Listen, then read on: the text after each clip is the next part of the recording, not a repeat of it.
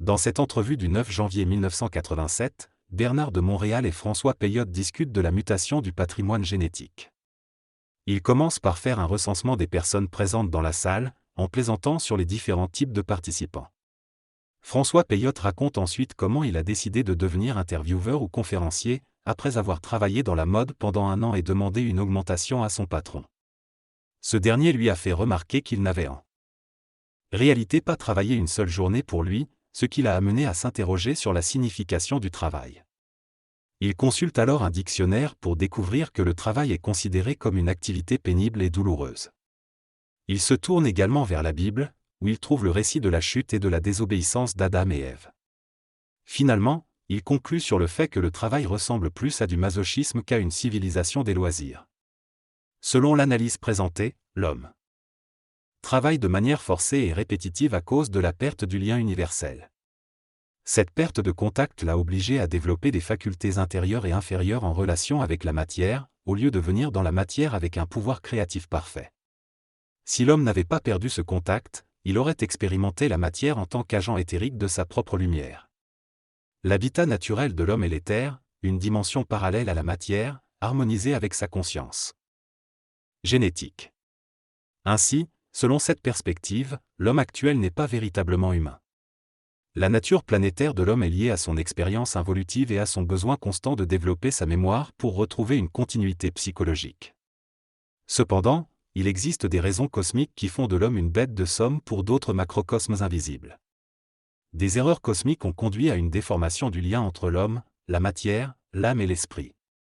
L'homme a été contraint de travailler plutôt que de simplement créer en raison de ces ruptures.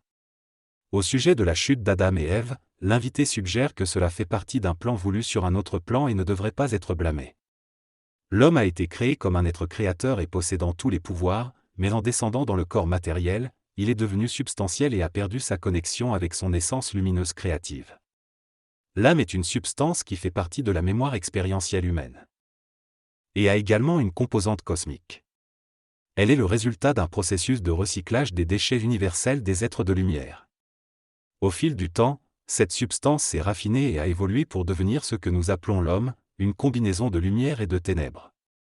Pendant l'involution, la substance a été développée tandis que l'essence ne pouvait pas pénétrer dans les corps. Cela a été nécessaire pour que l'homme puisse se découvrir en tant qu'être conscient. Le monde de l'esprit. Il représente la droiture de la lumière, n'a pas voulu descendre dans la matière animalisée. Des êtres avancés appelés Elohim sont intervenus pour créer une mutation et aider l'homme à se séparer de sa nature animale. Il est important de souligner que les dieux n'existent pas réellement dans le cosmos, ils sont décrits ainsi en fonction de l'ignorance des êtres avec lesquels ils entrent en relation. La hiérarchisation du pouvoir entre une race supérieure et une race inférieure va à l'encontre des lois cosmiques de l'évolution. Les hommes ont souvent considéré ces êtres comme des dieux en raison de leur crainte, de leur sensorialité et de leur incapacité à dépasser la notion du rêve. Les êtres avancés dans l'univers ont des facultés et des connaissances très avancées, mais elles ne se traduisent pas par des pouvoirs créatifs. Dans cette intervention, il est mentionné que notre lien universel avec l'esprit a été rompu afin de permettre à l'humanité de développer une autonomie égoïque. Sans cette rupture, l'homme aurait simplement été une projection de l'esprit dans la matière, sans former une humanité. Cependant, pour dépasser le pouvoir magnétisant de ce lien universel, l'humanité devait comprendre les lois du mensonge et de la souffrance. En reconnaissant ces lois et en reprenant contact avec soi-même, l'homme peut reprendre le contrôle de l'énergie et intégrer cette énergie dans son être, afin de pouvoir accéder à d'autres dimensions et connaître l'infini de sa conscience.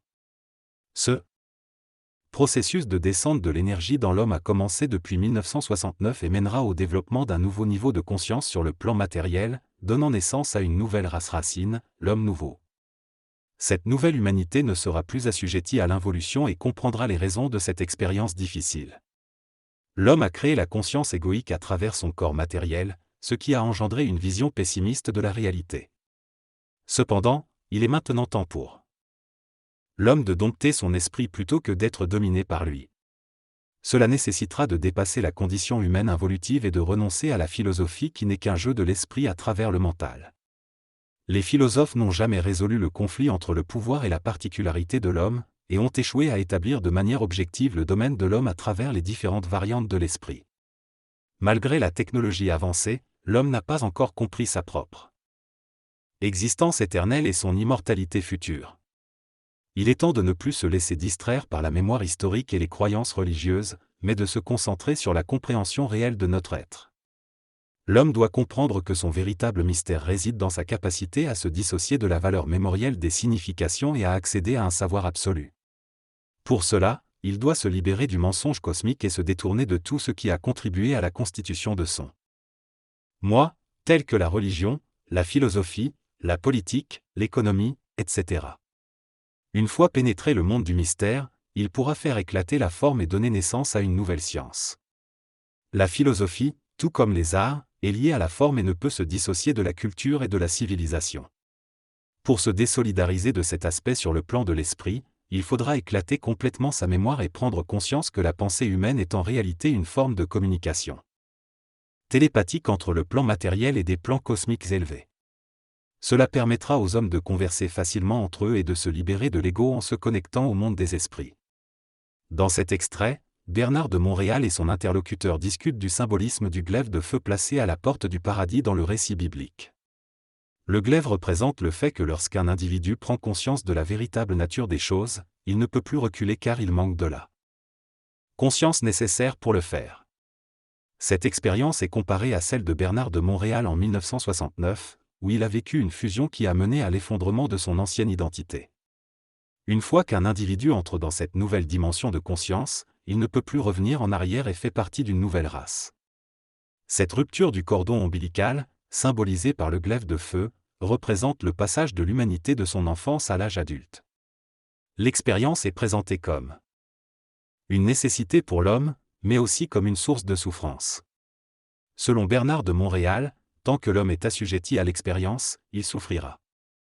Cependant, il suggère que l'homme peut renverser cette situation en prenant conscience de sa véritable nature et en maîtrisant l'énergie du feu cosmique.